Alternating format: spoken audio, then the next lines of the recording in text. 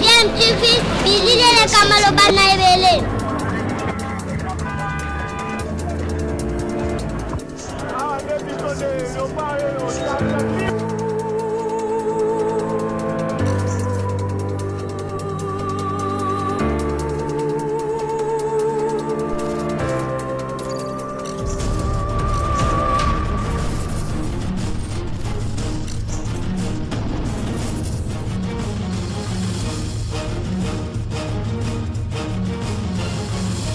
DMTV toujours en avant. Sur DMTV, bonjour, nous sommes heureux de vous retrouver, de savoir que vous êtes nombreux en train de suivre votre chaîne YouTube DMTV.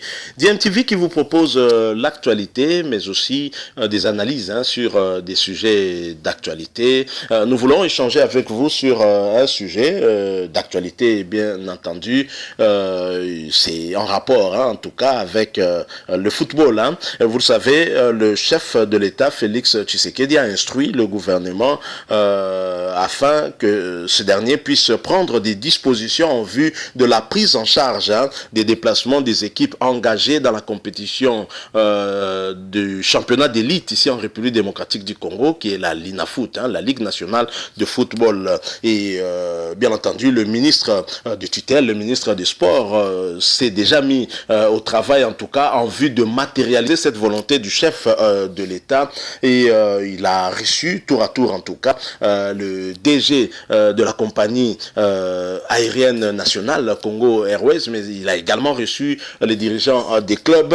Mais il venait de recevoir aussi le numéro 1 de la Fédération congolaise de football, monsieur Constant Omari, au sortir en tout cas de cette rencontre avec le ministre Amos Mbayoki Tengue. Constant Omari n'a pas manqué en tout cas de faire un peu le compte rendu de leur rencontre. Et je vous propose de suivre Constant Omari. Ensuite, nous allons revenir pour faire un peu une analyse par rapport à ses propos, parce que il y a certaines choses quand même que Constant Omari a dit qui méritent d'être analysées. Je pense que c'est quelqu'un de pragmatique et de rationnel. Il ne s'emballe pas à la suite d'une décision salutaire du reste, mais compte tenu des réalités déjà vécues, il a eu à donner une certaine position. J'ai trouvé nécessaire d'échanger ceci avec vous afin que nous puissions l'analyser, faire une réflexion qui pourrait aussi, une réflexion constructive en tout cas, qui pourra toujours aider aussi à l'avancement, pourquoi pas, du football ici en République démocratique du Congo, parce que plusieurs fois nous nous sommes plaints de ce championnat qui soit n'allait pas à son terme, soit alors où il y avait trop de points gagnés au bureau, trop de forfaits dus à l'absence des équipes, parfois en tout cas pour des simples questions de billets d'avion. C'est vraiment un problème, et le chef de l'État qui a pris cette initiative salutaire en vue en tout cas d'aider non seulement les clubs, mais en général c'est d'aider notre football par ricochet, aider l'équipe nationale, parce que l'équipe nationale n'est que le reflet en tout cas des clubs. Et donc si les clubs ne sont pas assez forts, ne sont pas compétitifs, l'équipe nationale subira aussi cet impact là négatif. Donc voilà un peu. Alors nous allons suivre Constant Omari, mais en attendant je vous rappelle que vous suivez DMTV. N'hésitez pas en tout cas à vous abonner sur votre chaîne. Ici, une fois que vous le ferez, une cloche de notification apparaîtra. Vous cliquez également dessus. Elle vous permettra en tout cas de ne plus rien manquer de nos vidéos ici sur DMTV. Suivons l'homme moderne Constant Omari. Nous nous retrouvons tout de suite après. Effectivement, vous m'avez vu, je suis arrivé au ministère, au cabinet du ministre des Sports, bien sûr dans son bureau du stade, tout simplement parce que le ministre a souhaité me faire venir pour me transmettre officiellement la décision du gouvernement impulsée par le chef de l'État, donc la décision du chef de l'État avec injonction au gouvernement de prendre en charge l'organisation en matière de transport de championnat de la LINAFOOT, la première et la deuxième division.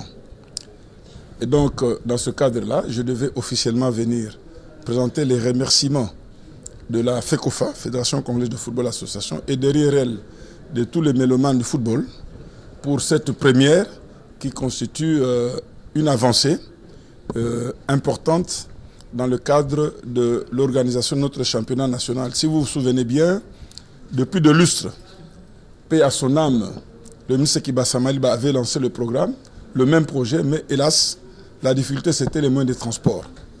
Et maintenant, je pense qu'avec notre frère, le ministre Mbayo, qui vient du milieu sportif, c'est que nous avons toujours souhaité, d'avoir quelqu'un qui comprend réellement, qui maîtrise les dossiers du sport à la base. Il a pu comprendre et en discuter avec le chef de l'État qui a, dans son élan de grand sportif, accepté et donné injonction au gouvernement de pouvoir prendre toutes les dispositions idoines pour que ce championnat soit pris en charge en matière de transport, de déplacement des équipes et des officiels, afin d'avoir quand même un championnat assez compétitif et régulier. Parce que souvent de la presse, vous nous faites des reproches qu'il y a des irrégularités, changement de calendrier. Je pense que là, le chef de l'État a touché sur un point vital. Et si le gouvernement l'exécute correctement, je pense qu'ils n'auront pas de problème. Et c'est là où je m'adresse maintenant au gouvernement. Pas au chef de l'État. Au chef de l'État, on l'a remercié. Il a fait ce qu'il devait faire en tant que le premier sportif. Mais ma crainte, je le dis et je le répète, c'est le gouvernement. Parce qu'il y a des dossiers. Quand je vois aujourd'hui, ça fait 2 mois qu'il y a un dossier qui est en train de moisir dans le cabinet du ministre des Finances sur le bus qui est une promesse du chef de l'État à l'équipe nationale, alors que le bus est déjà ici, et qu'on arrive à me raconter qu'on ne sait pas débloquer les montants parce qu'il y a des problèmes de trésorerie. Mon inquiétude, c'est de savoir si effectivement le gouvernement sera en mesure de le faire. Et je suis très content que le chef de l'État puisse... Non, c'est-à-dire que c'était une promesse du chef de l'État. Donc le gouvernement ne s'est pas encore acquitté de ce qui devait être fait comme paiement, alors que nous avons pris toutes les dispositions. Le bus est déjà ici. On ne le présente pas parce que c'est le chef de l'État personnellement qui doit le remettre. Et le chef a promis, il a donné instruction. Le ministère du Budget a libéré de ça fait 2 mois et demi. Et il est tenté de moisir dans le cabinet du ministère des Finances. Donc c'est pour ça que je me pose la question. Et je suis en droit d'avoir ces inquiétudes, tout en remerciant le chef de l'État. Mais il faudrait que le gouvernement s'acquitte réellement de ces choses. Sinon, ça sera une catastrophe. Ça sera une catastrophe. Et j'ai la foi. J'ai la foi, je connais quand même personnellement le chef de l'État. J'ai la foi, puisqu'il a pris un engagement. J'ai la foi qu'il y veille. Et il veut que les choses se passent comme ça. Mais maintenant, au gouvernement. Deuxième exemple. Vous vous rappelez, on avait sillonné avec le Premier ministre ici sur l'aménagement du stade. La veille du match contre le Libéria. Nous avons eu la visite avec le Premier ministre. Nous avons visité tous les compartiments de ce stade. Donc, le gouvernement était suffisamment sensibilisé. Mais est-ce qu'il fallait vraiment que le chef d'État revienne encore aujourd'hui pour donner instruction au gouvernement pour pouvoir financer cela? Et c'est là que je me pose la question. C'est ça mon inquiétude. On me dira que le gouvernement n'était pas informé, mais le premier était ici, nous avons fait tout le tour. Vestiaire, partout, on a montré qu'est-ce qui n'allait pas. Il a pris acte. Mais à ce jour, rien n'a été fait. C'est ça mes inquiétudes. Je l'ai dit au ministre, j'ai dit, nous sommes très heureux que le président ait donné ces instructions-là. Nous sommes très heureux que dans le communiqué officiel du gouvernement, qui est ces rendus-là, mais maintenant, comme Saint Thomas, je dois voir la réalité sur le terrain. Et ça, c'est le gouvernement. Ce n'est plus le chef de l'État. C'est le gouvernement qui doit nous rendre compte pourquoi, comment est-ce qu'ils vont le faire et quand ils vont le faire, dans quel délai. C'est ça l'essentiel. Parce que la préoccupation, c'est laquelle? Personne n'ignore que ce stade tel qu'il est aujourd'hui, et la FIFA et la CAF ne veulent pas que les matchs se jouent ici. C'est ça la réalité de la situation. Ils ne veulent pas parce que ce stade ne répond plus aux normes exigées pour pouvoir abriter des matchs internationaux. Et la FIFA va même plus loin. Pour tout ce qui concerne la Coupe du Monde, aucun stade ne peut abriter un match de la Coupe du Monde s'il n'est pas standardisé. Ça signifie que ce sont des inquiétudes. Ce sont des inquiétudes. Et c'est pour ça que je suis venu voir le ministre. Et je l'ai chargé de transmettre tous nos remerciements et notre gratitude au chef de l'État et de transmettre au gouvernement nos inquiétudes sur leur réalisation. Merci beaucoup.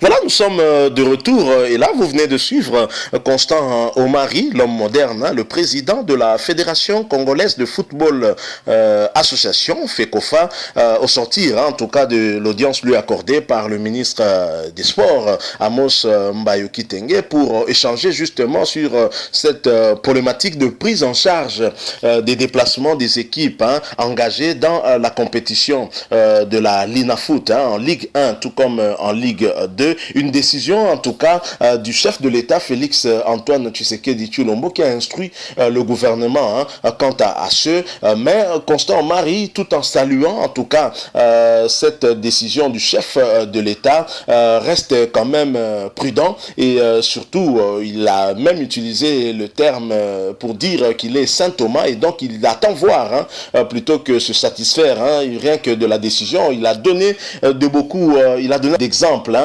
des des décisions qui ont été prises, décisions toujours du chef de l'État, mais qui ont souffert d'application à cause de certains ministres du même gouvernement, notamment celui des Finances, que Constant Omari indexe directement, parce que en réalité, dans la chaîne des dépenses, la dernière étape, c'est en tout cas le ministère des Finances. Au niveau du budget, le dossier complet transmis au ministère des Finances pour finalement finaliser avec la Banque centrale pour décaisser les fonds. Et là, il se pose trop souvent un problème avec ce ministère des Finances. Et cette question a toujours hanté, en tout cas, plusieurs en tout cas sportifs, parce que trop souvent, une décision peut être prise, les équipes attendent, mais au niveau des ministères des Finances, ça ne suit pas. Trop souvent, il y a eu même des équipes qui ont eu à rater des compétitions et comme cela. Et Constant Omari a bien fait de rappeler tout cela. Il est quand même important qu'au jour d'aujourd'hui, que les instructions données par le chef, le numéro 1 d'entre nous tous, soient respectées. Si le chef de l'État prend une décision difficilement applicable compte tenu des contraintes budgétaires que nous avons, je pense que c'est au niveau du gouvernement qu'on doit discuter de toutes ces choses et non accepter et en fin de compte commencer à faire valoir des difficultés qui aurait pu en tout cas être bien mesuré et bien calculé bien avant, au lieu de s'engager et puis par la suite commencer à traîner les pieds et jusqu'à même à faire risquer des équipes de manquer de compétition ou alors à faire capoter en tout cas une organisation que nous voulons meilleure pour cette année. Donc voilà un peu ce que Constant Omari a essayé de rappeler, parce que trop souvent une décision peut être prise, une décision salutaire du chef de l'État, mais qui reste en tout cas lettre morte et qui n'est pas suivi d'application. C'est ici en tout cas le lieu d'interpeller tous les membres du gouvernement, en commençant par le Premier ministre et le ministre, tous les ministres en tout cas concernés. Nous avons le ministre des Sports, le ministre du Budget, ainsi que le ministre des Finances, surtout le ministre des Finances, Yala Gouli, afin que ce dernier puisse faire comme le chef de l'État, aider le mouvement sportif, en particulier les équipes engagées à la Linafoot, de se déplacer dans le temps et dans les délais afin de permettre que le calendrier de la Linafoot soit respecté. C'est ici aussi l'occasion de rappeler au président de la Fédération congolaise de football association d'instruire également à la Linafoot que cette fois-ci, qu'il n'y ait pas des reports intempestifs des matchs dus au caprice des équipes engagées en compétition africaine. La Linafoot devra adapter son calendrier au calendrier international au niveau de la FIFA, pour éviter justement cette problématique de préparation que les équipes engagées en compétition africaine ont toujours eu à soulever et qui cause d'énormes problèmes et préjudices en tout cas à notre championnat. Vous allez avoir des équipes qui auront 6 journées de moins, 4 journées de moins. Ça n'a aucun sens et ceci a une influence certaine sur le résultat final, sur le classement, parce qu'une équipe qui n'a pas encore joué ses matchs et qui sait déjà que si je gagne tous les matchs j'aurai tel point, peut mettre toutes les batteries en marche, même des moyens illicites pour parvenir à son objectif, et c'est très malheureux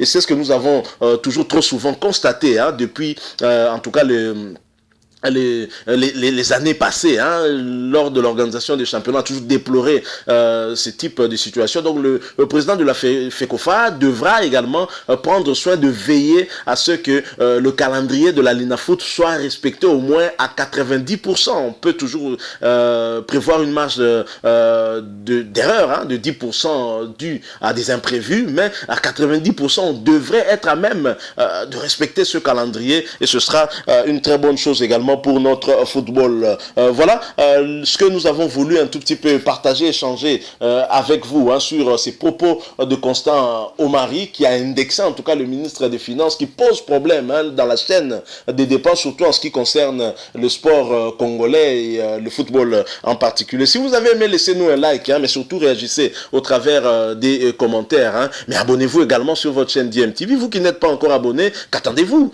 Cliquez sur le bouton en rouge, s'abonner, abonner et vous deviendrez en tout cas abonné de DMTV. N'oubliez pas non plus la cloche de notification qui apparaîtra tout de suite après que vous soyez abonné. Et cette cloche vous permettra en tout cas de ne plus rien manquer de nos vidéos ici. Et voilà, nous sommes arrivés à la fin en tout cas. Et merci à vous parce que vous nous avez accordé quelques minutes de votre temps très précieux. Nous espérons vous retrouver très prochainement avec un autre sujet d'analyse. Hein. Et entre-temps, portez-vous bien. Hein. DMTV vous dit au revoir.